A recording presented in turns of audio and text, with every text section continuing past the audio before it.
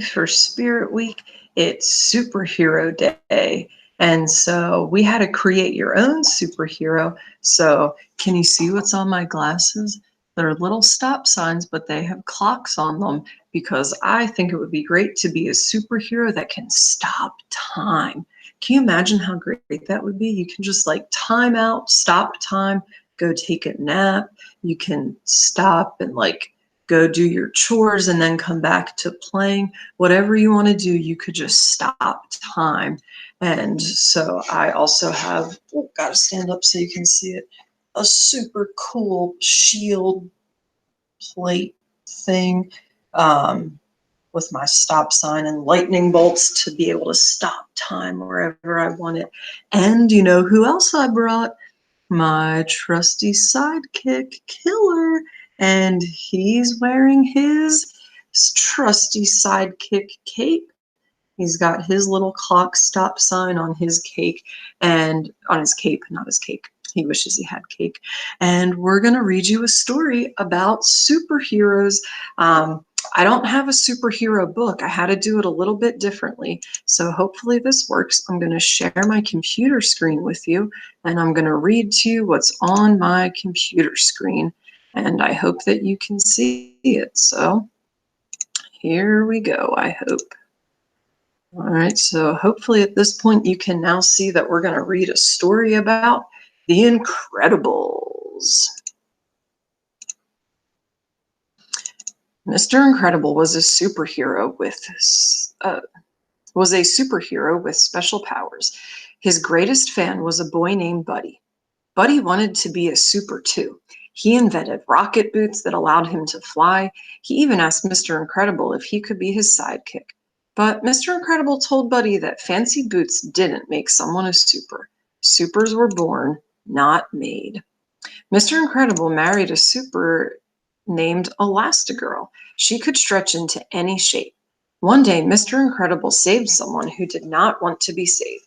Mr. Incredible was sued. Soon, lots of people were suing supers. The government told the supers not to use their powers anymore. They had to go into hiding and live like normal people in the Super Relocation Program. Mr. Incredible and Elastigirl became Bob and Helen Parr. They lived in the suburbs and had 3 kids, Violet, Dash, and Jack Jack. They tried their best to be normal, but it was difficult. Violet could generate force fields and turn invisible. Dash had super speed. Only little Jack Jack didn't seem to have any powers. Bob missed saving people. So did his friend Lucius. He was once a super named Frozone. One night, Bob and Lucius saved some people from a fire. The next day, a woman named Mirage contacted Bob. She knew he was a super and offered him a secret mission. Bob knew this was his chance to make a difference. He told Helen that he had a business trip and then got on a plane with Mirage. The two flew to a secret island. Mirage told Bob that the government had lost control of a robot called Omnidroid. Every moment you spend fighting, it only increases in knowledge of how to beat you, Mirage said. Mr. Incredible used all of his strength against the Omnidroid. At last, he tricked it into defeating itself. When Mr. Incredible went home, he felt like a new man. He even had his friend Edna Mode design a new super suit for him. Soon, Mirage contacted Mr. Incredible again. She had another mission for him. But when Mr. Incredible arrived, he learned that Mirage was not all she seemed.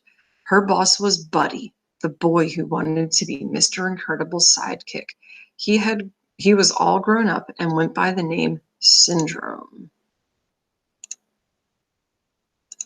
Syndrome had invented the Omnidroid to make himself more powerful. He tried to capture Mr. Incredible, but the super escaped. In an underwater cave, Mr. Incredible found the remains of Gazerbeam, a super who had died battling the Omnidroid. Mr. Incredible knew he had to stop Buddy. Back at home, Helen began to suspect that Bob was up to something. She went to visit Edna Mode. Edna was thrilled to see Helen. She had so much fun making Bob's new suit that she'd made one for Helen too. In fact, she had made new suits for the whole family. Each suit came with a homing device for handy tracking. Helen put on her super suit and activated Bob's homing device. As soon as she flew toward the homing signal, she discovered that Dash and Violet had stowed away with her. Just then, a missile hit the plane they were flying on. The plane went down and landed in the ocean. Elastigirl shaped herself into a boat, and Dash used his super speed to power them toward the island where Bob was in trouble. Back on the island, Syndrome had captured Mr. Incredible. From his prison cell, Mr. Incredible listened to the attack on his family. Desperate, Mr. Incredible grabbed Mirage. "Release me now, or I'll crush her," he said. But Syndrome did not care. He knew that Mr. Incredible would never upset anyone, no matter how, or would never hurt anyone, no matter how upset he was.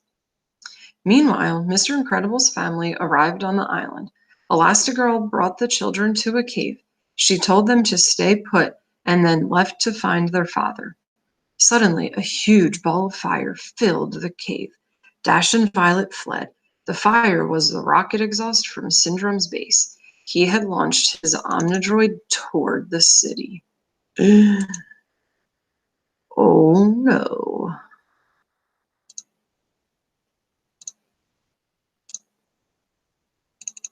Elastigirl found her husband inside Syndrome's headquarters.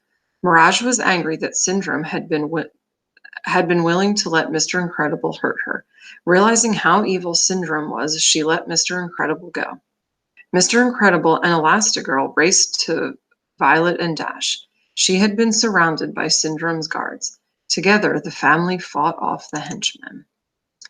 Just then, Syndrome arrived.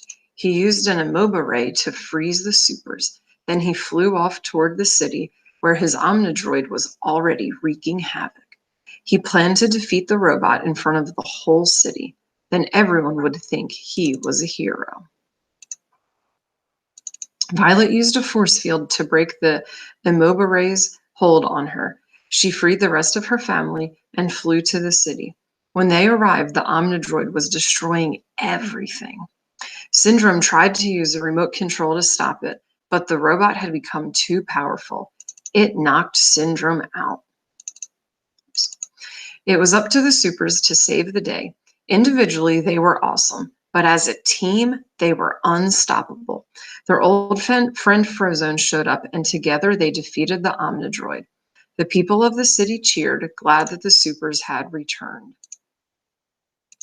When the Incredibles got home, Syndrome was flying above their house with Jack Jack. Suddenly, the baby turned into a little monster. The villain dropped him. As he fell, Jack Jack pulled off part of Syndrome's rocket boot. The villain plummeted to the ground, gone forever. Mr. Incredible threw Elastigirl into the air. She caught Jack Jack and brought him back down safely to the ground. With the danger in the city over, the Incredibles returned to their underwater life. But fitting in was just a little easier now. Violet was more confident, and Dash was able to use his super speed on the track team. Life was back to normal for the Incredibles, but they were always ready to use their powers to keep the world safe as a family.